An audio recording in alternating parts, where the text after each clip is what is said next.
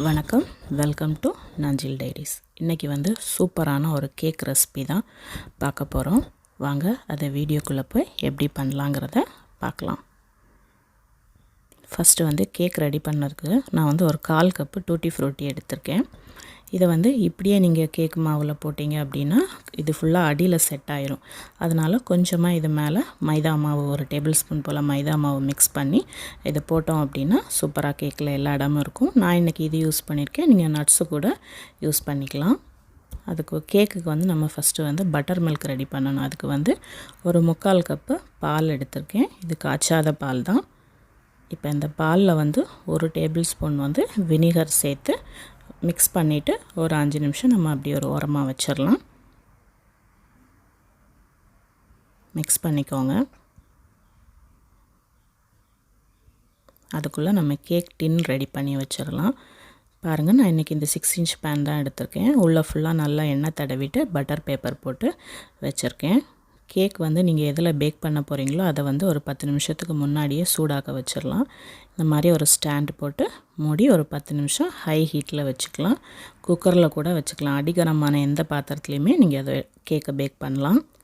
இப்போ பாருங்கள், 5 நிமிஷம் கழித்து பட்டர் மில்க் நம்மளுக்கு ரெடி ஆயிடுச்சு. இப்போ இதில் நம்ம பாக்கி இருக்க ஒன்றா ஆட் பண்ணிடலாம். ஒரு ஸ்பூன் வெண்ணிலா எசன்ஸ் ஆட் பண்ணியிருக்கேன் ஃப்ளேவருக்காக. நல்லா மிக்ஸ் பண்ணிக்கோங்க. அப்புறமா நான் 1/2 கப்பு குக்கிங் ஆயில் எடுத்திருக்கேன். இதையும் ஆட் பண்ணிடலாம். நீங்கள் ஆயில் சேர்க்க விருப்பம் இல்லைன்னா நீங்கள் பட்டர் கூட உருக்கி அதில் சேர்த்துக்கலாம். அப்புறம் இதுக்கு இனிப்புக்கு சுகர் 3/4 கப்பு சீனி, அதை நல்லா மிக்சியில் பவுடர் பண்ணி ஆட் பண்ணியிருக்கேன். அந்த சுகர் ஃபுல்லாக நல்லா கரையணும். அந்த அளவுக்கு இந்த மாதிரி நல்லா மிக்ஸ் பண்ணதுக்கப்புறமா இப்போ நம்ம ட்ரை இன்க்ரீடியன்ட்ஸ் எல்லாத்தையும் இதில் ஆட் பண்ணிடலாம். இந்த மாதிரி ஒரு அரிப்பு வச்சுட்டு நீங்கள் பாக்கி உள்ள எல்லாத்தையும் போட்டுக்கலாம். 1/2 கப்பு மைதா மாவு ஆட் பண்ணியிருக்கேன். அதில் இதுக்கு நான் 4 டேபிள் ஸ்பூன் கொக்கோ பவுடர் போட்டிருக்கேன். அப்புறமா ஒரு 1/2 டீஸ்பூன், டேபிள் ஸ்பூன் இல்லை 1/2 டீஸ்பூன் பேக்கிங் பவுடர் ஆட் பண்ணியிருக்கேன். ஒரு 1/4 டீஸ்பூன் பேக்கிங் சோடா. இது எல்லாத்தையும் இந்த அரிப்பில் வச்சு நல்லா அரித்து அதில் சேர்த்துடலாம். அப்போ உங்களுக்கு ஒன்றா எல்லாம் மிக்ஸ் ஆகி கிடைக்கும். ஸோ இப்போ இது எல்லாத்தையும் நல்லா மிக்ஸ் பண்ணி எடுத்துக்கலாம். ஒரே டைரெக்ஷனில் மிக்ஸ் பண்ணுங்கள். அப்போ தான் உங்களுக்கு கேக் நல்லா சாஃப்டாக கிடைக்கும். மாற்றி மாற்றி மிக்ஸ் பண்ணாதீங்க. ஸோ மிக்ஸ் பண்ணதுக்கப்புறமா மாவு இப்படி தான் இருக்குது, கொஞ்சம் கட்டியாக இருக்குது. ஸோ நான் எக்ஸ்ட்ரா ஒரு 1/4 கப்பு பால் தனியாக எடுத்து வச்சுருந்தேன். இப்போ அதையும் ஆட் பண்ணிடலாம். மொத்தத்தில் 1 கப்பு பால் ஆட் பண்ணியிருக்கேன் இதுக்கு. இப்போ இதை நல்லா மிக்ஸ் பண்ணிக்கலாம்.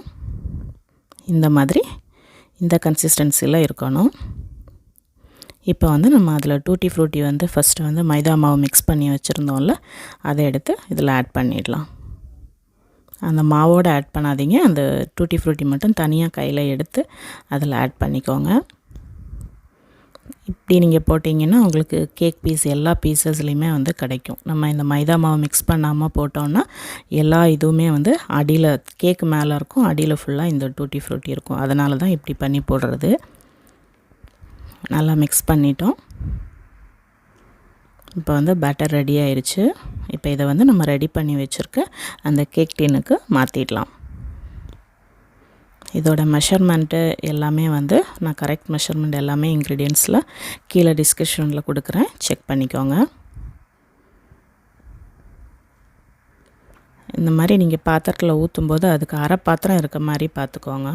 ஏன்னா அது பொங்கி வரும். இப்போ அதை நல்லா தட்டி விட்டுக்கோங்க. அப்போ உங்களுக்கு உள்ள காற்று இருந்தாலும் அது போயிடும். அதுக்கு மேலே கொஞ்சமாக தனியாக நான் எடுத்து வச்சுருந்த டூட்டி ஃப்ரூட்டியை அது மேலே போட்டுக்கிறேன். என்ன வேணாலும் நீங்கள் போட்டுக்கலாம், உங்களுக்கு எது இஷ்டமோ அதை போட்டுக்கோங்க. இப்போ இதை ஏற்கனவே 10 நிமிஷம் சூடாக்க வச்சுருந்தோம்ல, இப்போ நல்லா சூடாயிருச்சு. இந்த கேக்கை நம்ம ஊற்றி வச்சுருந்தோம்ல, அந்த டின்னை உள்ளே வச்சிடலாம். வச்சுட்டு 40லேருந்து 45 நிமிஷம் வரைக்கும் நல்லா ஸ்லோ ஃப்ளேமில் பேக் பண்ணி எடுத்துடலாம். இதை நான் ஒரு 40 நிமிஷம் கழித்து செக் பண்ணி பார்க்கும்போது மேலே மட்டும் லைட்டாக குக் ஆகாமல் இருந்துச்சு. ஸோ இன்னும் ஒரு 10 நிமிஷம் வச்சேன். டோட்டலாக 50 நிமிஷம் வச்சுருக்கேன். பாருங்கள் 50 நிமிஷம் வச்சதுக்கப்புறமா அதை செக் பண்ணி பார்க்கும்போது இப்படி குத்தி பார்த்திங்கன்னா அது க்ளீனாக வரணும். அப்போ தான் கேக்கு நல்லா பேக் ஆகிடுச்சுன்னு அர்த்தம். ஸோ இப்போ இதை வெளியே எடுத்துடலாம். கேக்கு சூப்பராக வந்துருச்சு. இப்போ இந்த கேக்கை வந்து நல்லா ஆறுனதுக்கப்புறமா தான் இந்த டின்லேருந்து எடுக்க முடியும். ஸோ இதை ஆறட்டும். பாருங்கள், இப்போ நான் அதை ஆறுனதுக்கப்புறமா அதை ஒரு பிளேட்டில் மாற்றிட்டேன். எவ்வளோ சூப்பராக வந்திருக்கு பாருங்கள்.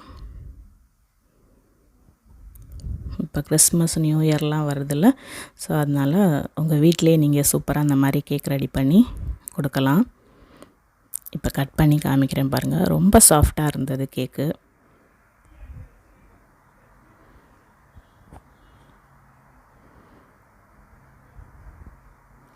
பாருங்க, சூப்பராக இருந்தது. எவ்வளோ சாஃப்ட், எவ்வளோ ஸ்பாஞ்சியாக இருந்தது கேக்கு. கண்டிப்பாக இதை நீங்கள் ட்ரை பண்ணி பாருங்கள் உங்கள் வீட்டில். ரொம்ப சிம்பிள் தான், ரொம்ப ஈஸி. பாருங்கள் எப்படி சூப்பராக வந்திருக்குன்னு. ஸோ இந்த வீடியோ உங்களுக்கு ரொம்ப இன்ட்ரெஸ்டிங்காக இருந்திருக்கும்னு நினைக்கிறேன். பிடிச்சிருந்தா லைக் பண்ணுங்கள், ஷேர் பண்ணுங்கள், சப்ஸ்கிரைப் பண்ணுங்கள். மறக்காமல் உங்கள் ஃப்ரெண்ட்ஸ் அண்ட் ஃபேமிலிக்கும் ஷேர் பண்ணுங்கள். தேங்க்யூ ஃபார் வாட்சிங்.